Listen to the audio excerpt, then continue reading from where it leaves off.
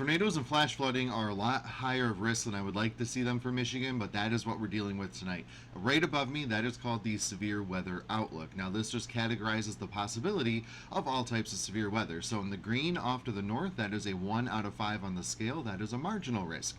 The yellow is a 2 out of 5 on the scale. That is a slight risk. And then we have the orange, which is an enhanced risk, which is a 3 out of 5 on the scale. And notice that is along and south of I-96 all the way down into the border. Now this is showing the tornado threat specifically. Now notice we have the brown in here. We're used to seeing a lot of greens on these, right? But the brown is indicating about a 5% chance, which means with any given point, a 25-mile radius, there's a 5% chance of a tornado. Now unfortunately that hatched mark is indicating the possibility that of that smaller tornado chance, some of those could be on the stronger side. An EF2 or possible or stronger is given about a 20% chance here. Now one of the bigger threats that we have by far is going to be the potential for straight line damaging winds. Notice we have the red here, which is getting up into the 30% range. That is pretty high. That means that scattered storms, scattered wind potential as well. Not a great thing. Now you see where it says 65 plus knots, that could be about 75 miles per hour or greater. Now if we have winds that high go through a major city, that could trigger the tornado sirens as well, because there could be a lot of damage with that coming through also. Now we also have the hail outlook here. Severe hail is defined as 1 inch in diameter or larger. When you get into the hatched areas here, that's indicating the possibility for greater than 2 inch in diameter hail.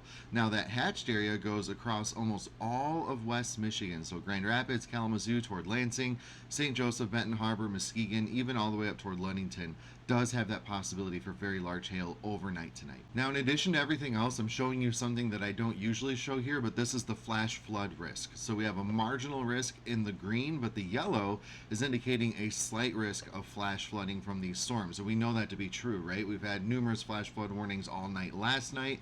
Now they're just going to be confined a little bit further down to the south, but we're also saturated in terms of ground down to the south. We can't absorb much more water, especially 2 to 4 inches of rain tonight. So get ready for more rivers to flood, and then potentially the needing to move to higher ground should it be a flash flood. Okay, so here's how the timing of this breaks down. Again, overnight event. So this is 8 p.m. So the sun's going down now. It's starting to get dark out. We're starting to see the storms well out over Wisconsin, crossing the lake. And these are big storms too. I mean, we're talking full-blown supercells possible here.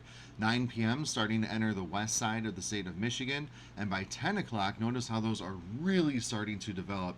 We also got a couple down by Lenawee and Monroe counties too that we'll be watching out for. But I mean, just look at the purple showing up. That is the large hail risk when you see purple, and the bowing segments, when they have curves to them, indicates the wind chances coming on through. So what I'm seeing here is hail chances and a lot of wind chances coming by, with a couple tornadoes embedded in that line. This is 11 p.m. It's going to be a loud, long night for a lot of us, so almost the whole lower peninsula under the gun by 11 o'clock.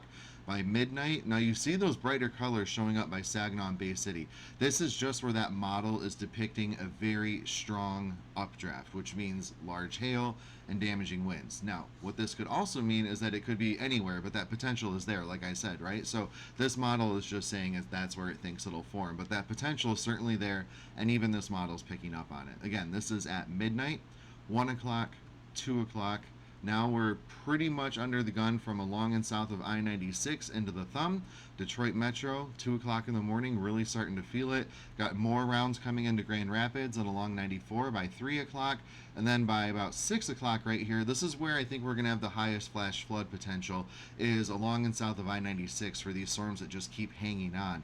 By 7 o'clock in the morning, 8 o'clock in the morning, and 9 o'clock in the morning. Still a couple residual cells down to the south, but for the most part we should be done by then.